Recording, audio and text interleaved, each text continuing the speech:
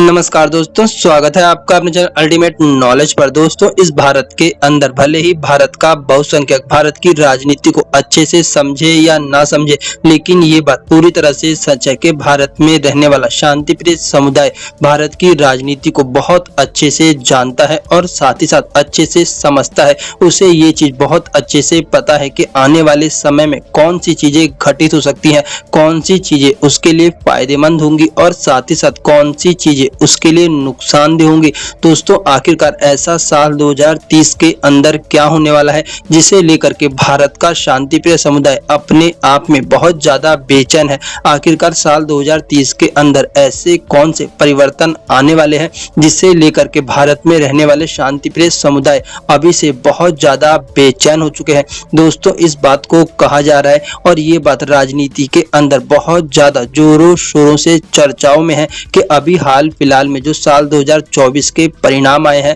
और साल 2024 का कार्यकाल साल 2029 तक चलने वाला है, लेकिन इसी बीच में बहुत से राजनीति के जानकार इस बात को भी कह रहे हैं कि शायद ऐसा हो कि 2026 के अंदर राज्यों के साथ साथ संसद को भी भंग कर दिया जाए, क्योंकि कुछ इस प्रकार की संवैधानिक परिस्थितियां बनने वाली है जिसके कारण से या तो साल 2027 के अंत में चुनाव कराया जाएगा या फिर साल 2029 में ही फिर से एक बार चुनाव होगा। लेकिन आखिरकार चुनाव के बीच में ऐसी कौन सी परिस्थिति उत्पन्न होने वाली है जिसे लेकर के भारत में रहने वाला शांतिप्रिय समुदाय बहुत ज्यादा बेचैन है। दोस्तों, इसके पीछे भी राजनीति के जानकार इस बात को कह रहे हैं कि वर्तमान समय में अगर मोदी के बाद बीजेपी के अंदर कोई व्यक्ति ऐसा है जो कि प्रधानमंत्री पद के लिए काबिल है या फिर जिसे भारत की जनता का समर्थन मिल सकता है तो वो सिर्फ और सिर्फ योगी है। दोस्तों, राजनीति के जानकारों के साथ साथ धर्म के लोग भी इस बात को कह रहे हैं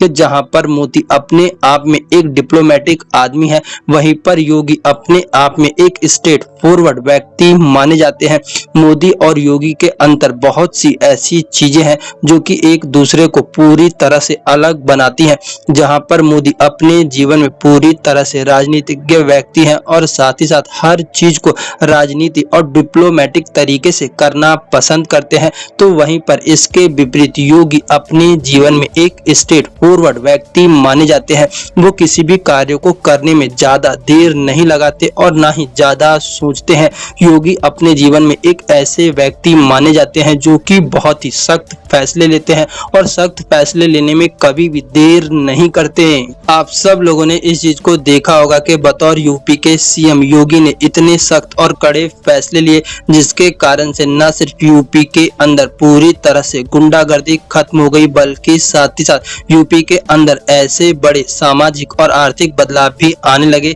जिसके कारण से यूपी के लोग कहीं ना कहीं योगी से बहुत ज्यादा खुश हुए। और इसके साथ ही साथ योगी अपने आप में हिंदुत्व का एक फायर ब्रांड चेहरा माने जाते हैं। इसी कारण से राजनीति के जानकार इस बात को कह रहे हैं कि मोदी के बाद अगला नंबर योगी का ही है। दोस्तों, आप सब लोग इस चीज को जानते ही होंगे कि जब साल 2014 में प्रधानमंत्री नरेंद्र मोदी ने प्रधानमंत्री पद की शपथ ली थी, तब भारत में रहने वाला शांतिप्रिय समुदाय बहुत ज्यादा बेचैन हो उठा था। भारत में रहने वाले शांतिप्रिय समुदाय के लोगों को कहीं ना कहीं ये लगने लगा था कि प्रधानमंत्री नरेंद्र मोदी, जो कि अपने आप में एक हिंदुत्ववादी चेहरा माने जाते हैं, कहीं ना कहीं भारत के अंदर से मुस्लिम लोगों का खात्मा पूरी तरह से ना कर दे। लेकिन इस बात को कहा जाता है कि मोदी अपने जीवन में डिप्लोमेटिक तरीके से सोचते हैं, वहीं पर योगी अपने जीवन में धार्मिक तरीके से सोचते हैं और धार्मिक कार्यों को करने में बिल्कुल भी देर नहीं लगाते। योगी इस बात को खुल करके कहते हैं कि वो